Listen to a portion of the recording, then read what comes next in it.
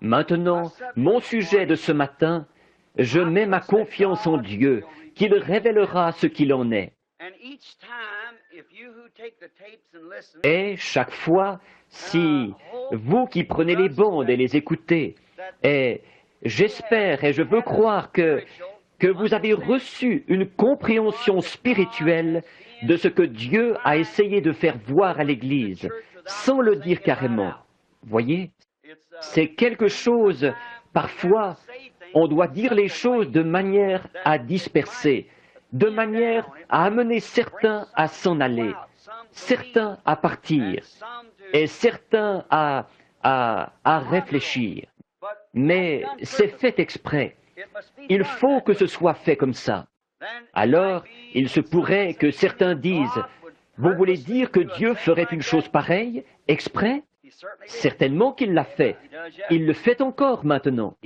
Il a dit un jour qu'il en avait des milliers autour de lui. Il a dit, si vous ne mangez la chair du Fils de Dieu ou du Fils de l'homme, et si vous ne buvez son sang, vous n'avez point la vie en vous-même.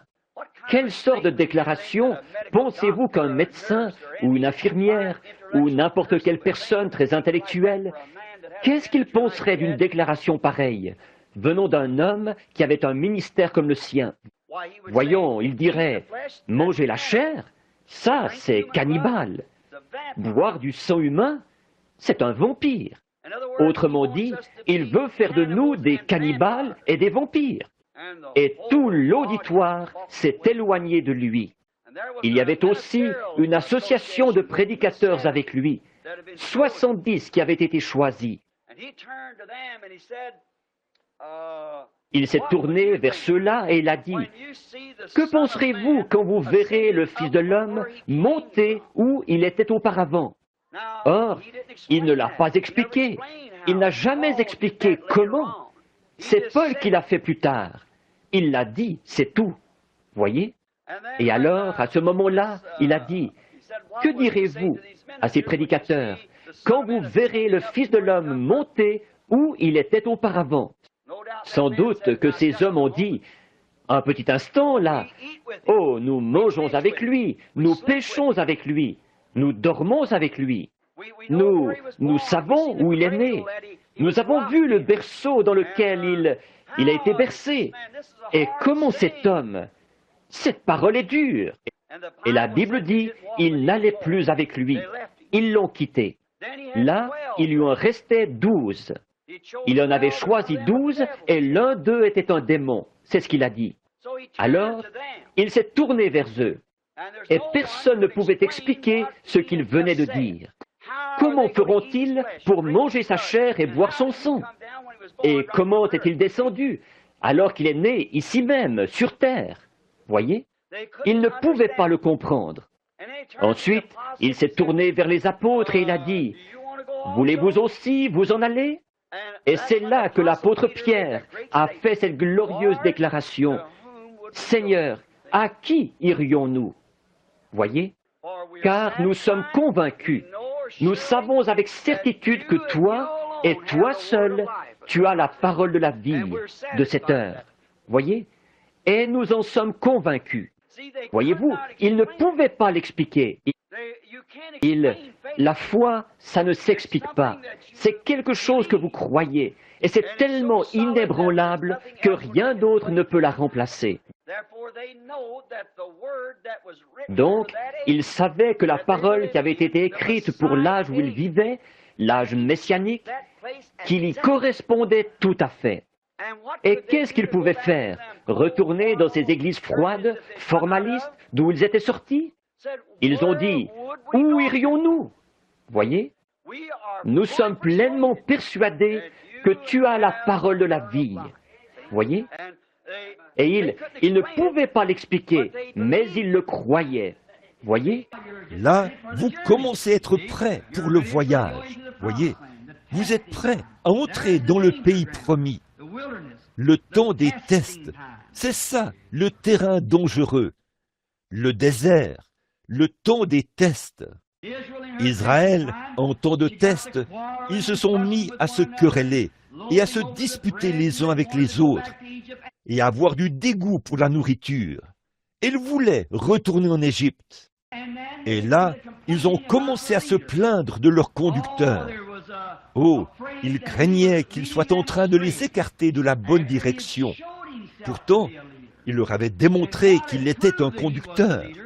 Et Dieu avait prouvé que c'était lui le conducteur. Eh bien, peut-être avons-nous agi un peu par fanatisme, et peut-être que nous sommes partis du mauvais pied, ou quelque chose de ce genre, voyez. Il parlait contre Dieu et contre Moïse. Dieu est son conducteur. Eh bien, quand nous en arrivons au point où nous disons « Je ne sais pas si la parole veut dire ceci ou pas, et je ne sais pas ce qu'il en est du Saint-Esprit. Je suis un peu sceptique au sujet de cela. J'en connais qui ne l'ont pas. Eh bien, allez donc en Égypte, voyez. Mais si vous êtes vraiment déterminé à rester sur le chemin, tenez-vous-en strictement à ce conducteur, le Saint-Esprit. Tenez-vous-en strictement à la parole. Et si vous vous en tenez à l'Esprit, il vous gardera dans la parole. C'est vrai. Il vous conduira tout droit sur le chemin, sur le sentier de la parole. N'ayez pas peur de cela. Ça ne vous fera aucun mal. Ça ne fera que vous aider si vous vous faites mal. Ça guérira tous vos maux. Le Saint-Esprit le fera. Matthieu, chapitre 13. Ce même jour, Jésus sortit de la maison et s'assit au bord de la mer. Une grande foule s'étant assemblée auprès de lui, il monta dans une barque et il s'assit. Toute la foule se tenait sur le rivage. Il leur parla en paraboles sur beaucoup de choses et il dit « Un semeur sortit pour semer. Comme il semait, une partie de la semence tomba le long du chemin. Les oiseaux vinrent et la mangèrent. Une autre partie tomba dans les endroits pierreux où elle n'avait pas beaucoup de terre. Elle leva aussitôt parce qu'elle ne trouva pas un sol profond. Mais quand le soleil parut, elle fut brûlée et sécha, faute de racines. Une autre partie tomba parmi les épines, et les épines montèrent et l'étouffèrent. Une autre partie tomba dans la bonne terre. Elle donna du fruit, un grain 100, un autre 60, un autre 30. Que celui qui a des oreilles pour entendre, entende. Les disciples s'approchèrent et lui dirent « Pourquoi leur parles-tu en paraboles ?» Jésus leur répondit « Parce qu'il vous a été donné de connaître les mystères du royaume des cieux, et que cela ne leur a pas été donné. Car on donnera à celui qui a, et il sera dans l'abondance. Mais à celui qui n'a pas, on ôtera même ce qu'il a. C'est pourquoi je leur parle en paraboles, parce qu'en voyant, ils ne voient point, et qu'en entendant, ils n'entendent ni ne comprennent. Et pour eux s'accomplit cette prophétie d'Ésaïe, vous entendrez de vos oreilles, et vous ne comprendrez point. Vous regarderez de vos yeux, et vous ne verrez point. Car le cœur de ce peuple est devenu insensible. Ils ont endurci leurs oreilles, et ils ont fermé leurs yeux, de peur qu'ils ne voient de leurs yeux, qu'ils n'entendent de leurs oreilles, qu'ils ne comprennent de leur cœur, qu'ils ne se convertissent et que je ne les guérisse. Mais heureux sont vos yeux, parce qu'ils voient, et vos oreilles, parce qu'elles entendent. Je vous le dis en vérité, beaucoup de prophètes et de justes ont désiré voir ce que vous voyez et ne l'ont pas vu, entendre ce que vous entendez et ne l'ont pas entendu. Vous donc écoutez ce que signifie la parabole du semeur. Lorsqu'un homme écoute la parole du royaume et ne la comprend pas, le malin vient et enlève ce qui a été semé dans son cœur. Cet homme est celui qui a reçu la semence le long du chemin. Celui qui a reçu la semence dans les endroits pierreux, c'est celui qui entend la parole et la reçoit aussitôt avec joie. Mais il n'a pas de racine en lui-même, il manque de persistance, et dès que survient une tribulation ou une persécution à cause de la parole, il y trouve une occasion de chute. Celui qui a reçu la semence parmi les épines, c'est celui qui entend la parole, mais en qui les soucis du siècle et la séduction des richesses étouffent cette parole et la rendent infructueuse. Celui qui a reçu la semence dans la bonne terre, c'est celui qui entend la parole et la comprend. Il porte du fruit et un grain en donne 100, un autre 60 et un autre 30. Il leur proposa une autre parabole, et il dit, « Le royaume des cieux est semblable à un homme qui a semé une bonne semence dans son champ, mais, pendant que les gens dormaient, son ennemi vint, sema de l'ivraie parmi le blé, et s'en alla. Lorsque l'herbe eut poussé et donné du fruit, l'ivraie parut aussi. Les serviteurs du maître de la maison vinrent lui dire, « Seigneur, n'as-tu pas semé une bonne semence dans ton champ? D'où vient donc qu'il y ait de l'ivraie ?» Il leur répondit, « C'est un ennemi qui a fait cela. » Et les serviteurs lui dirent, « Veux-tu que nous allions l'arracher ?» « Non, dit-il, de peur qu'en arrachant l'ivraie, vous ne déraciniez en même temps le blé. Laissez croître ensemble l'un et l'autre jusqu'à la moisson. Et, à l'époque de la moisson, je dirai au moissonneur, arrachez d'abord l'ivraie et liez-la en gerbe pour la brûler, puis amassez le blé dans mon grenier. » Il leur proposa une autre parabole, et il dit, « Le royaume des cieux est semblable à un grain de sénévé qu'un homme a pris et semé dans son champ. C'est la plus petite de toutes les semences, mais, quand il a poussé, il est plus grand que les légumes et devient un arbre, de sorte que les oiseaux du ciel viennent habiter dans ses branches. » Il leur dit cette autre parabole. « Le royaume des cieux est semblable à du levain qu'une femme a pris et mis dans 3 mesures de farine jusqu'à ce que la pâte soit toute levée. » Jésus dit à la foule toutes ces choses en parabole, et il ne lui parlait point sans parabole, afin que s'accomplît ce qui avait été annoncé par le prophète. « J'ouvrirai ma bouche en parabole, je publierai des choses cachées depuis la création du monde. » Alors il renvoya la foule et entra dans la maison. Ses disciples s'approchèrent de lui et dirent, « Explique-nous la parabole de l'ivraie du champ. » Il répondit, « Celui qui sème la bonne semence, c'est le Fils de l'homme. Le champ, c'est le monde. La bonne semence, ce sont les fils du royaume. L'ivraie, ce sont les fils du malin. L'ennemi qui l'a semé, c'est le diable. La moisson, c'est la fin du monde. Les moissonneurs, ce sont les anges. Or, comme on arrache l'ivraie et qu'on la jette au feu, il en sera de même à la fin du monde. Le Fils de l'homme enverra ses anges qui arracheront de son royaume tous les scandales et ceux qui commettent l'iniquité, et ils les jetteront dans la fournaise ardente où il y aura des pleurs et des grincements de dents. Alors les justes resplendiront comme le soleil dans le royaume de leur Père. Que celui qui a des oreilles pour entendre, entende. Le royaume des cieux est encore semblable à un trésor caché dans un champ. L'homme qui l'a trouvé le cache, et dans sa joie, il va vendre tout ce qu'il a et achète ce champ. Le royaume des cieux est encore semblable à un marchand qui cherche de belles perles. Il a trouvé une perle de grand prix, et il est allé vendre tout ce qu'il avait et l'a achetée. Le royaume des cieux est encore semblable à un filet jeté dans la mer et ramassant des poissons de toute espèce. Quand il est rempli, les pêcheurs le tirent, et après s'être assis sur le rivage, ils mettent dans des vases ce qui est bon, et ils jettent ce qui est mauvais. Il en sera de même à la fin du monde. Les anges viendront séparer les méchants d'avec les justes, et ils les jetteront dans la fournaise ardente, où il y aura des pleurs et des grincements de dents. Avez-vous compris toutes ces choses ? Oui, répondirent-ils. Et il leur dit, c'est pourquoi tout scribe instruit de ce qui regarde le royaume des cieux est semblable à un maître de maison qui tire de son trésor des choses nouvelles et des choses anciennes. Lorsque Jésus eut achevé ses paraboles, il partit de là.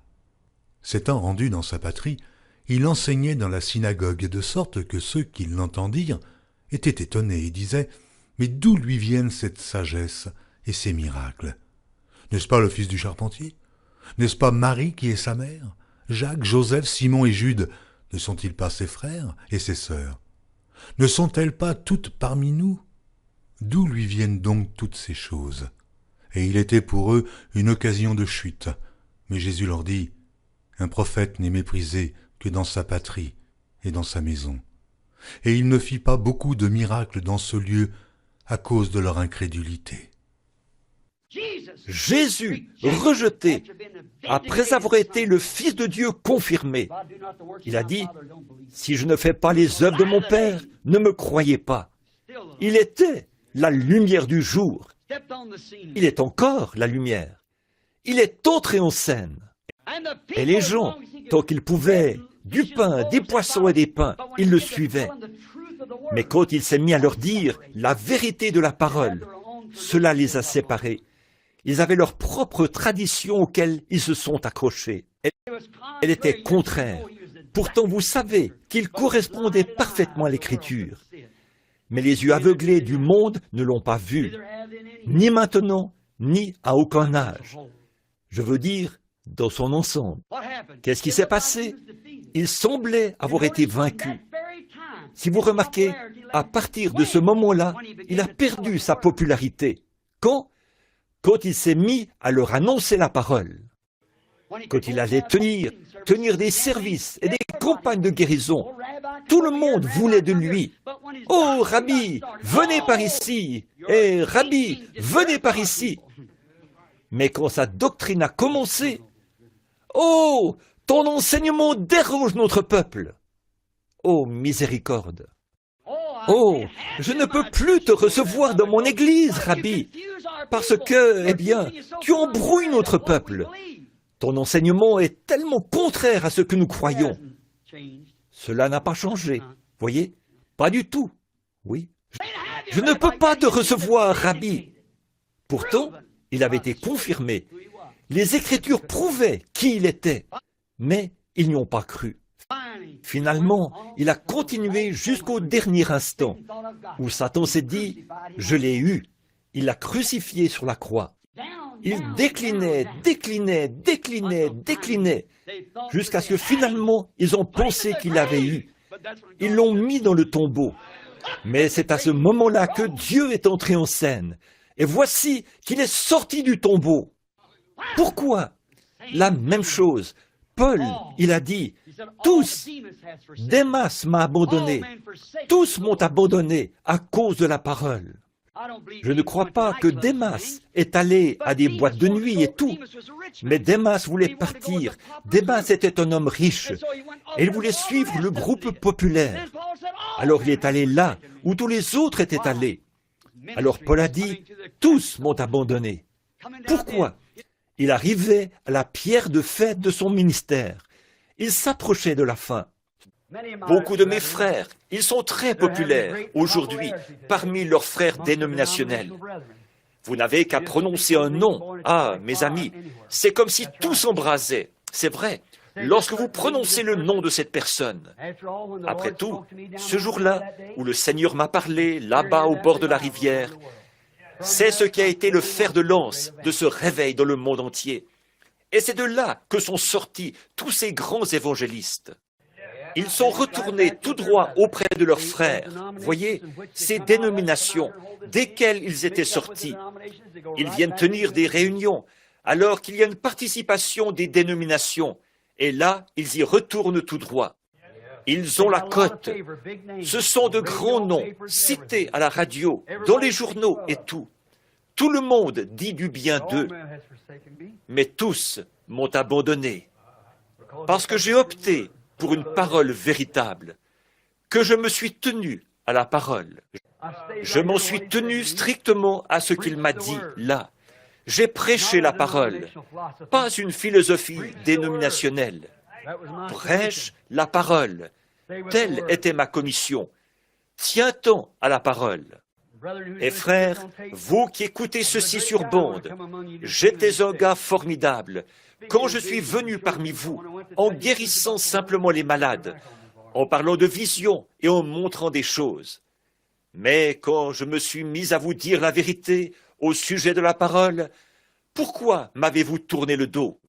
Vous rendez-vous compte que c'est simplement l'accomplissement de ce qu'a dit l'Écriture? Oui, c'est ce qui arrive. Maintenant, j'ai de la peine à m'introduire quelque part. Des lettres arrivent continuellement. L'autre jour, il en est arrivé une qui disait « Frère Branham, j'avais la plus grande confiance en vous, mais je vous ai entendu dire qu'une certaine dénomination dont je fais partie est en train de rétrograder. Ça disait, « Je n'ai plus du tout confiance en vous maintenant, à partir de maintenant. » Ça disait, « Environ 25 frères de ma dénomination assistaient à l'une de vos réunions. » Ça disait, « Et lorsque vous avez dit ça, nous nous sommes aussitôt levés et nous sommes sortis. » Eh bien, tous m'ont abandonné. Mais il y a une chose, lui, il est resté à mes côtés.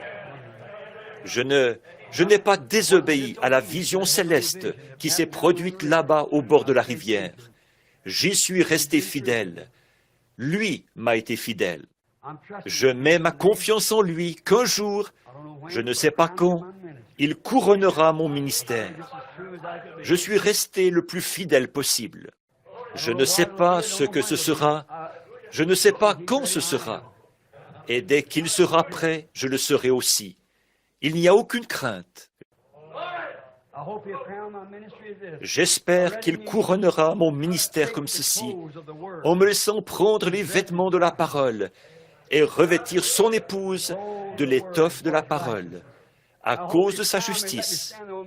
J'espère qu'il me couronnera et qu'il me permettra de me tenir là, ce jour-là, et de dire, « Voici l'agneau de Dieu qui ôte le péché du monde. »